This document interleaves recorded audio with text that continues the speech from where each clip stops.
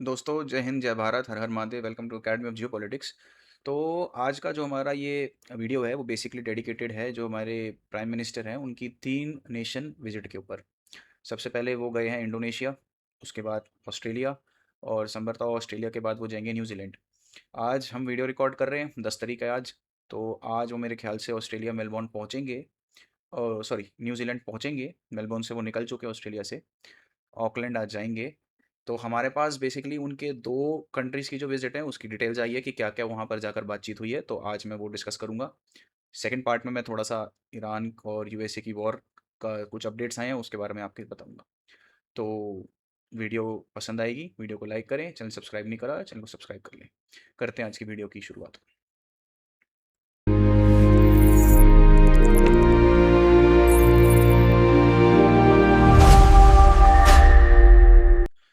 Video की शुरुआत करेंगे स्लाइड से। स्लाइड में मैंने अभी सारी डिटेल्स डाली हुई हैं। आपको एक बार दिखा देते हैं कि क्या-क्या उनके बीच में।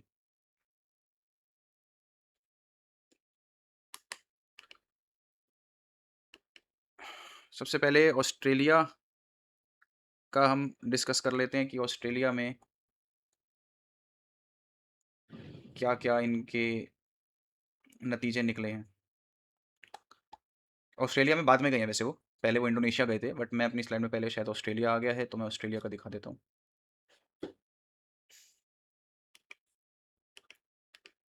तो सबसे पहले तो जॉइंट डिक्लेरेशन ऑस्ट्रेलिया के उसमें आया है, defence and security cooperation, advances in defence industrial collaborations and joint innovation ecosystem, information sharing and humanitarian assistance and disaster relief.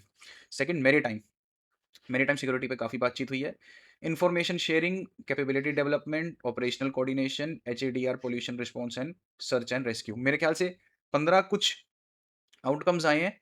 मैं आपको सिर्फ ज़रूरी दिखाऊंगा, तो जियोपॉलिटिकली बहुत ज़रूरी है हमको फॉलो करने के लिए। इसके बाद Indian coast guard, maritime border command of Australia, इनके बीच में डील हुई है, coordinated coastal surveillance, joint maritime domain awareness, maritime law enforcement. उसके बाद एमओयू हुआ है centre of excellence in mining and mining equipment technologies and services, centre of excellence in mining equipment technology and services, mining operations, mine safety, mineral processing and mine machinery, exchange of students and trainees. अब ये वाला जो point है ना, ये quad के हिसाब से बहुत जरूरी है। आगे जाकर मैं आपको समझाऊंगा कैसे। लास्ट में है कि administration arrangement of India Australia civil nuclear agreement, supply of uranium, diversification energy resources and India energy security. ये रॉयटर्स ने भी कवर करा है इस खबर को कि Australia India strikes deal on uranium exports during Modi visit Melbourne. Australia and India reach the deal on Thursday to export Australian uranium to India for use in the nuclear energy industry, while agreeing to deepen cooperation in renewable critical minerals and green hydrogen. India has long eyed Australia uranium reserve to help meet target 100 gigawatts of nuclear energy capacity by 2047, while Australia is looking to diversify trade beyond its reliance on China, its top partner.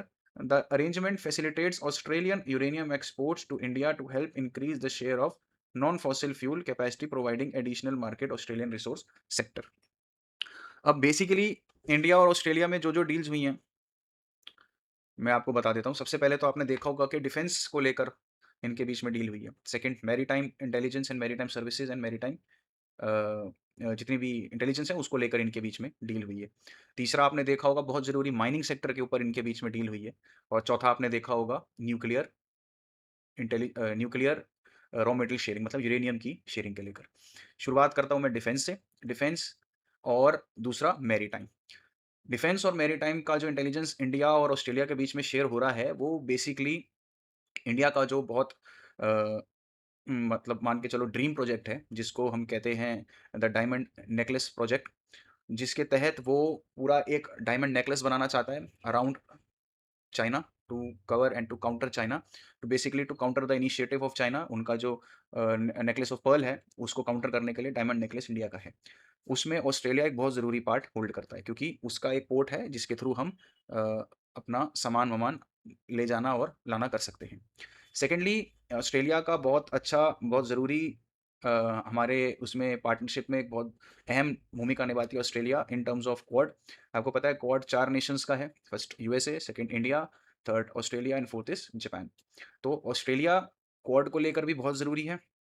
आपको पता होगा कि Fiji जो है वो भी कहीं न कहीं ऑस्ट्रेलिया के पास आता है और उसी के आस-पास हम लोग एक स्ट्रैटेजिक पोर्ट बनाने वाले हैं, जो कि क्वाड में बहुत ज़रूरी होने वाला है।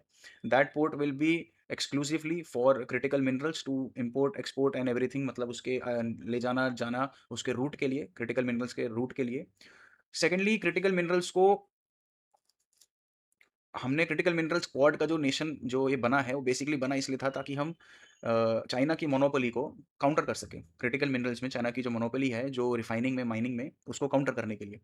तो आपको याद होगा कि $20 बिलियन का एक फंड एलोकेट हुआ था इसी चीज़ के लिए, माइनिंग प्रोसेस के लिए, जिसमें इंडिया की भूमिका रहेगी कि वो क्रिटिकल मिनरल्स की रिफाइनिंग के लिए अपने आप को एक्सपर्टीज क्रिएट करेगा इंडिया। $20 बिलियन का बहुत बड़ा फंड इंडिया के अंदर निर्यात होने वाला है, जिससे इंडिया अपनी रिफाइनिंग इक्विपमेंट्स को डेवलप करेगा।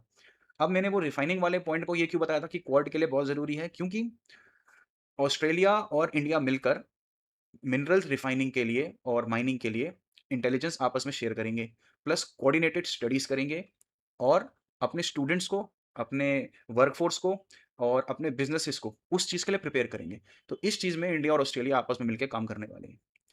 उसके बाद यूरेनियम पर आते हैं, तो यूरेनियम बहुत ज़्यादा ज़रूरी क्यों है? क्योंकि इंडिया को अपना नॉन फॉसिल एनर्जी क्रिएशन में अपने आप को मतलब मान के चलो अपनी जो प्रेजेंस है वर्ल्ड में वो बढ़ानी है। प्लस अपनी कंट्री की रिक्वायरमेंट भी बहुत ज़्यादा है, जिसकी वजह से वो नॉन फॉसिल की तरफ आगे इंडिया इसलिए बढ़ रहा है। 2047 तक इंडिया को अपना एक बहुत बड़ा मेजर हिस्सा न्यूक्लियर एनर्जी पे डिपेंड करना है।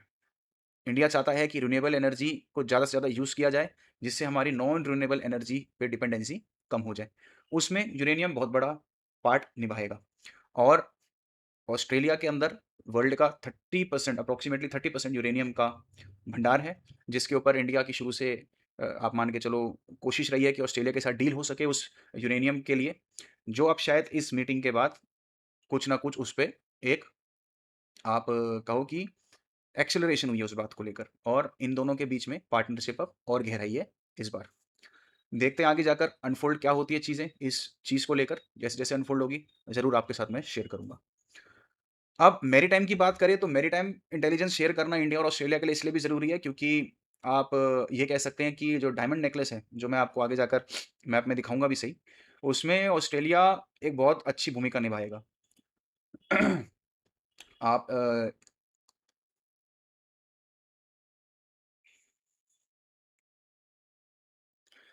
ये है मैप जो मैं अभी आपको बता रहा था, जिस पे ध्यान देना बहुत ज़रूरी है। ये जो रेड लाइन है, ये चाइना का नेकलेस ऑफ पर्ल है।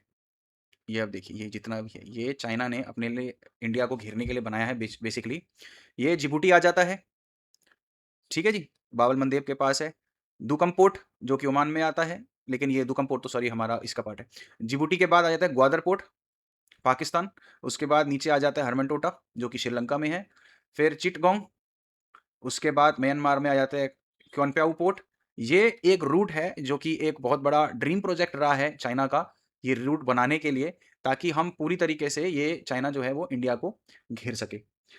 इसके काउंटर में इंडिया ने बहुत कोशिश में लगा हुआ है कि ये काउंटर बेसिक एक रास्ता बना सके जिसको नेकलेस ऑफ डायमंड कहा जाता है। ये नेटवर्क शुरू होता है ऊपर चाबहार पोर्ट से जो कि ईरान में है, नीचे आ जाता है दुकम पोर्ट जो कि ओमान में है। सेशेल्स में आपको याद होगा अभी प्रधानमंत्री जी गए थे, उसमें असम्पशन्स आइलैंड है, सेशेल्स में आता है। यहाँ से सीधा आ जाता है आपका इंडोनेशिया, सोबांग पोर्ट, इंडोनेशिया की अभी मैं डिस्कस करूँगा तो उसमें ज़रूर आएगा। इंडोनेशिया से सिंगापुर, चेंगी नेवल बेस जो कि होता हुआ सीधा जापान में जाता है, योकोसुका नेवल पोर्ट है आप जिसमें मेरे ख्याल से यूएस के 55th फ्लीट भी वहाँ पर पार्क्ड है। अच्छा, इंडोनेशिया से एक रूट नीचे जाता है ऑस्ट्रेलिया की तरफ पर्थ डार्विन के पास भी एक नेवल बेस है, वो भी एक स्ट्रैटेजिक पॉइंट होगा इंडिया के लिए। तो ये एक डायमंड नेकलेस इंडिया बनाने की कोशिश कर रहा है टू काउंटर चाइना। इसमें सबसे ज़रूरी आ जाता है सिंगापुर एंड इंडोनेशिया क्योंकि इसके बीच में आ जाता है आपका मलाक्का स्ट्रेट। मलाक्का स्ट्रेट वो है जिससे 60 से 65% सी बॉर्न जो ट्रेड होता है चाइना का, वो इसी स्ट्रेट से होता हुआ जाता है। तो इसके आसपास अपनी प्रेजेंस क्रिएट करना इंडिया के लिए बहुत ज़रूरी है। आपको एक याद भी होगा कि अभी हमारा प्रोजेक्ट चल रहा है जिसके ऊपर मैं वीडियो भी बना चुका हूँ, जो कि है आपका अंडमान एंड निकोबार के आसपास के पास हमारा द ग्रेट निकोबार प्रोजेक्ट। वो भी कहीं यहाँ पर कहीं लाई करता है इसके पास, मोटा-मोटी बता रहा हूँ मैं। और उसमें भी हमारा नेवल प्रेज़ेंस इसलिए भी बहुत ज़रूरी है, ताकि हमारा ये जो प्रेज़ेंस यहाँ पर होगी अगर इंडोनेशिया के पास सुबांग पोर्ट में या चैंग नेवल बेस में, कहीं न कहीं हम प्रेज़ेंस अपनी क्रिएट करने की कोशिश कर रहे हैं with with the help of these countries. तो यहाँ से हमारा द ग्रेट निकोबार प्रोजेक्ट उस चीज़ में हेल्प करेगा कैटर करने के लिए, ताकि हमारे को किसी रिसोर्स की ज़रूरत ना पड़े। Basically this is to counter the Malacca strait of China, so that China के ऊपर भी हमारा एक दबदबा बना रहे। This is everything that India is trying to do. और इस मीटिंग जो जितनी भी ये विज़िट रही है उसमें से 2 मेजर कंट्री तो एक ऑस्ट्रेलिया एंड इंडोनेशिया। ये आपकी तो मेजर कंट्री है जिसकी विज़िट अभी हमारे प्रधानमंत्री करके आए हैं। बहुत इंपॉर्टेंट विज़िट रही है इस बार वाली। और इस बार की विज़िट बेसिकली डेडिकेटेड ही है हमारे इंडिया के नेकलेस ऑफ डायमंड को डेडिकेट होती है ये। अब आगे हम चलते हैं।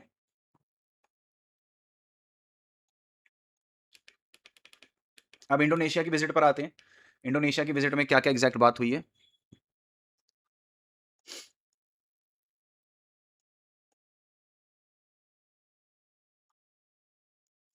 सबसे पहला जो आउटकम निकल के आया है कि MOU on cooperation in the field of minerals and technologies of steel supply, investments in the mineral and mining sector, advanced extraction and processing of technologies, joint studies and projects, critical mineral supply chains. Second outcome है हमारा extension of MOU and implementation arrangement in maritime safety and security cooperation. ये वही है, coast guards of 2 countries, maritime domain awareness, search and rescue, safety of freedom of navigation. ये भी बहुत important है। Navy और मैरी टाइम पर बहुत ज़्यादा काम इस टाइम हमारी कंट्री कर रही है डिफरेंट कंट्रीज के साथ, क्योंकि आपको पता ही है कि जितना ट्रेड सी के थ्रू हो सकता है उतना और किसी रिसोर्स से हो ही नहीं सकता। The cheapest way to transport anything anything is the sea trade route. तो उस पर ध्यान देना हमारी कंट्री की इस टाइम प्राथमिकता हो चुकी है। और हर कंट्री के साथ जिसके साथ भी ओशन लगता है, उस कंट्री के साथ हमारा कहीं ना कहीं नेवल प्रेजेंस रहने की कोशिश अभी रहती है। मैं मानता हूं उस पर काम करना जरूरी भी है। थर्ड बात करें तो MOU between non ferrous material technology development centre Midwest Limited and Pete Permis on development of rare earth magnet, cooperation in the rare earth and critical minerals, supply chain in rare earth and critical minerals. ये भी बहुत जरूरी है। Rare earth के ऊपर भी हमारा बहुत ज़्यादा फोकस इस टाइम रह रहा है, जस्ट टू काउंटर चाइना। उसकी मोनोपोली बेसिकली हमको खत्म करनी है। एंड कोऑपरेशन इन ब्रह्मोस, अब ब्रह्मोस के ऊपर भी काम इस बार डील हुई है इंडोनेशिया और इंडिया के बीच में। वियतनाम को के साथ हमारी शायद बातचीत चल रही है। इंडोनेशिया की बातचीत कवर इस बार कंप्लीट हो चुकी है। Capability of Indian defence industry, Atmanirbhar Bharat and boost indigenous defence manufacturing, innovation, global competitiveness and exports. जितना ज़्यादा से ज़्यादा हम चाइना के आसपास अपनी डिफेंस प्रेजेंस बना सकते हैं, उतना हमारे लिए अच्छा है। इंडोनेशिया और सिंगापुर के बीच में स्टेट ऑफ मलाका आता है। अगर इंडोनेशिया के अंदर हमारे ब्रह्मोस की प्रेजेंस होगी, तो आप मान के चलिए it will be a big boost to our diplomatic relations with different countries. हमारा वहां पर प्रेजेंस ही बहुत बड़ी चीज है। एक अपर हैंड रहेगा हमेशा के लिए चाइना के ऊपर हमारा। Air to air missiles cooperation agreement भी हुआ है, जिसमें India defence exports, make in India for the world, technology collaboration, defence capabilities, India indigenous missile development ecosystem. उसके बाद आपका है IFC and IOR developer Indonesia licence officer, what it mean real time maritime information sharing, bilateral maritime security cooperation. इसमें भी हमारा काम हुआ है। तो इंडोनेशिया भी हमारे लिए काफ़ी ज़्यादा ज़रूरी है in terms of to counter China in different ways. Rare earth के बारे में मैंने अभी आपको बताया कि रेयर अर्थ के ऊपर भी हम लोगों का काम चल रहा है, इंडोनेशिया के साथ मिलकर हम कर रहे हैं। ब्रह्मोस की डील इंडिया और इंडोनेशिया के बीच में होने वाली है, जो कि मैं मानता हूँ कि बहुत ज़रूरी है। उसके बाद एयर टू एयर मिसाइल्स के ऊपर भी इंडिया और इंडोनेशिया के बीच में काम चल रहा है, कहीं ना कहीं intelligence sharing and everything will be shared for that. Basic point मैंने आपको बताया कि इंडोनेशिया के साथ हमारा नेवल प्रेजेंस होना बहुत ज़रूरी है। सेकेंडली, वहाँ पर स्ट्रेटेजिक लोकेशन हमारे लिए इसलिए है क्योंकि सिंगापुर और इंडोनेशिया के बीच में स्टेट ऑफ मलाक्का आता है। इस पॉइंट को आप हमेशा याद रखिए। इंडोनेशिया में हमारी presence basically is to counter state of Malacca, not counter but to have a presence near state of Malacca. It is the most important thing, if अगर हमारे को चाइना के ऊपर अपर हैंड रखना है तो स्ट्रेट ऑफ मलाका के ऊपर हमारी प्रेजेंस होना बहुत ज़्यादा ज़रूरी है, और उस प्रेजेंस के लिए इंडोनेशिया एक बहुत वाइटल पार्ट है। अब सेकंड पार्ट में चलता हूँ आज की वीडियो के, जो कि आज हमारा ईरान वॉर के ऊपर है, अपडेट है। पहली तो मेरी स्लाइड ही है मैं आपको दिखा देता हूँ।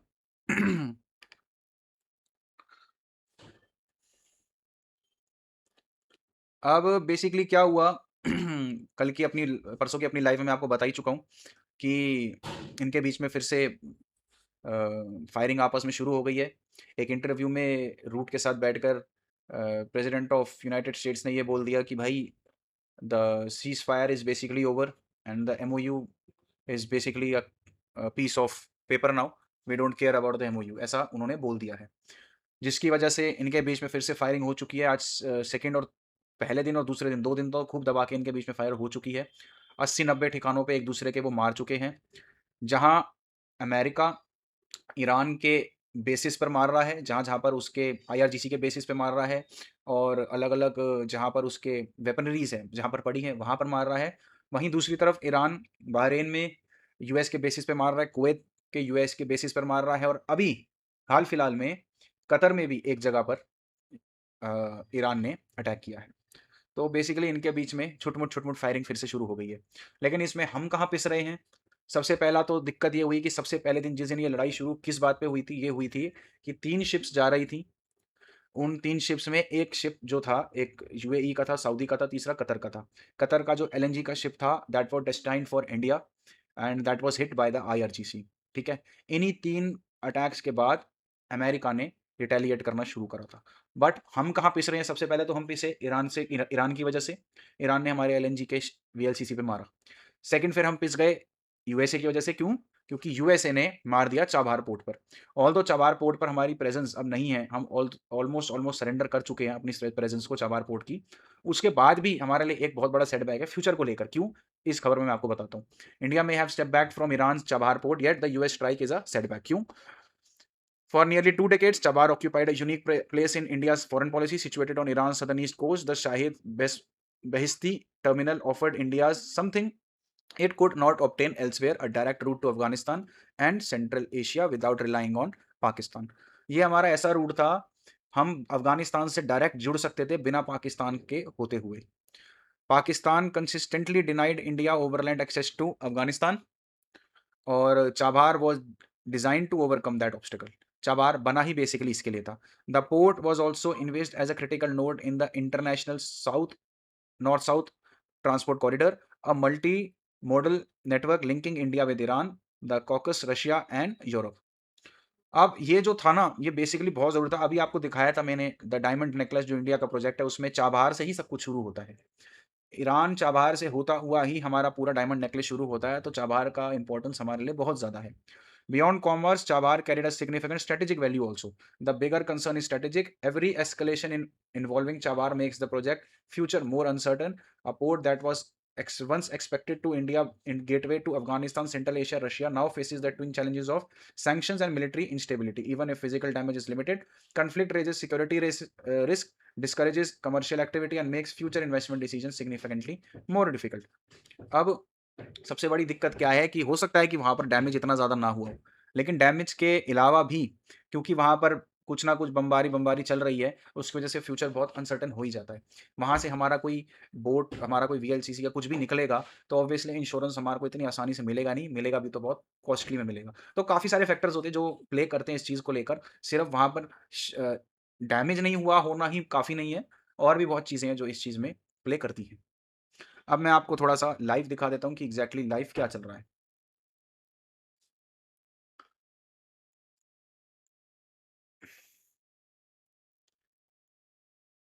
जॉर्डन ने भी कर दिया है, ईरान पर ने reject calls to trade insult with Trump, says we firmly defend our rights. एक तो ट्रम्प का भी तो थोड़ी आदत है ना यार, खराब आदत है।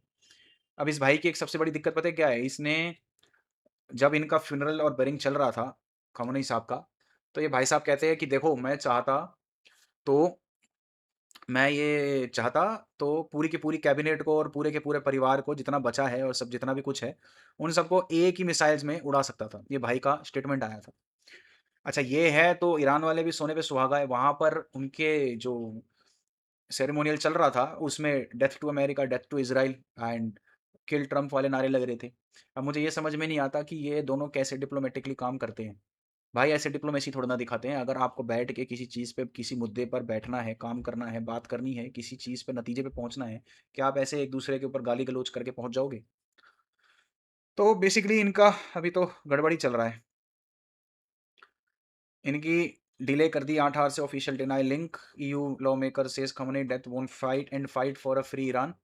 Kuwait condemns Iran attack, calls sovereignty a red line. Explosion reported in Iran's Bashar province. Iran war news. One injured, evil and psychopath. Basically इनके बीच में अब कमेंट्स और ये सब चलना शुरू हो गया. New attacks raises questions about what comes next to Iran war. President Donald Trump says he believes the ceasefire with Iran is over. He says he is not sure he wants a deal anymore and says US should finish the job. But he also insists that continuing attacks do not mean to return to war और long term actions. अब ये बात इसलिए बोल रहा है ताकि भाई स्टॉक मार्केट एकदम उछाल ना मार जाए. कह रहा है कि भाई मैं अटैक तो कर रहा हूँ लेकिन लॉन्ग टर्म वॉर में मेरे को पढ़ने का कोई शौक नहीं है. बेसिकली मैं सही बताऊँ तो ये अब परेशान भी हो चुका है इस वॉर से. ये एक ना थोड़ा मूडी आदमी है ये क्या है कि ये चुल-चुल में चीज़ शुरू कर देता है, लेकिन ज़्यादा देर इससे ना फिर होता नहीं है. फिर वो कहता है यार बोर हो गया मैं इस चीज़ से तो कुछ और दिखाओ. कुछ और दिखाने में चला जाता है क्यूबा. क्यूबा से बोर होता है यार कुछ और दिखाओ. फिर चला जाता है ग्रीनलैंड. फिर ग्रीनलैंड से परेशान होकर कुछ और दिखाओ. फिर चाहता है यूक्रेन, रशिया यूक्रेन अरे भूल जाता है अरे हाँ यार वो भी तो है. फिर वहाँ जाकर फिर कहता है कुछ और दिखाओ. फिर कुछ और दिखाता है तो फिर वापस आ जाता है ईरान पर. तो इस भाई का ना यही मेंटल जो इसका वो है ना, आपकी इसको अपनी देसी भाषा में हम कहते हैं कीड़ा. वो कीड़ा बहुत उछाल मारता है इसके दिमाग में. तो यही दिक्कत होती है इसके साथ. इस भाई को ये समझ में नहीं आ रहा कि इसने ये आधा अधूरा काम छोड़कर बहुत बड़ी गलती करी है. एक ये भी है कि Iran war crude may revisit early 2026 highs if tensions worsen but Asia refiners better prepared this time. Asian refiners better prepared this time. हाँ, इन्होंने एक बात और भी हो गई थी कि जेडी वांस के मुंह से सच निकल गया था. उसने कहा था कि यार हमने तो ये जो सीज फायर किया है ना, उसने कहा था this ceasefire that we are having that is a very strategic point for everyone to refill their stocks that have been replenished because of that ongoing war. भाई ने सच बोल दिया. कह रहा है कि हमने तो बेसिकली ये सीज फायर करा ही इसलिए ताकि अपने स्टॉक वॉक भर लो. हम फिर मारना तो हमने है ही. भाई के मुंह से सच निकल गया. निकलना नहीं चाहिए था बाइक ने, लेकिन बात बोल दी that this is the time that you should refill your stocks because we don't know कि हमारा जो प्रेसिडेंट है उसके दिमाग का कीड़ा कब काट जाए. तो ये पूरी स्थिति है. तो मैंने आज की वीडियो में आपको इंडोनेशिया और ऑस्ट्रेलिया में जो हमारे जितनी भी प्राइम मिनिस्टर गए थे उनके साथ क्या डील हुई वो बताया. सेकेंडली आपको थोड़ी ईरान वॉर के ऊपर अपडेट्स दे दी. जैसे जैसे अपडेट्स आएंगी ज़रूर मैं आपको बताऊंगा. बाकी अगर और अपडेट्स चाहिए तो हमारा ट्विटर हैंडल है अकेडमी ऑफ जियोपोल, उसको फॉलो करें. उसमें हमारे अपडेट्स आते रहते हैं. आर्टिकल्स उसमें हम डालते रहते हैं. आर्टिकल ज़रूर पढ़ें. बहुत ही इंसाइट उस आर्टिकल्स में रहते हैं. काफ़ी डीप रिसर्च कर कर हम वो आर्टिकल्स लिखते हैं. बाकी हमारी यूट्यूब चैनल तो है ही, उस पर आप इंटेलिजेंस ब्रीफिंग्स के लिए आप फॉलो कर सकते हैं. और सब्सक्राइब नहीं करा चैनल तो सब्सक्राइब कर लीजिए. वीडियो पसंद आई तो लाइक करें और बहुत पसंद आई तो अपने परिजनों के साथ शेयर ज़रूर करें. मिलते हैं अपनी अगली वीडियो में. तब तक के लिए जय हिंद, जय भारत, हर हर महादेव.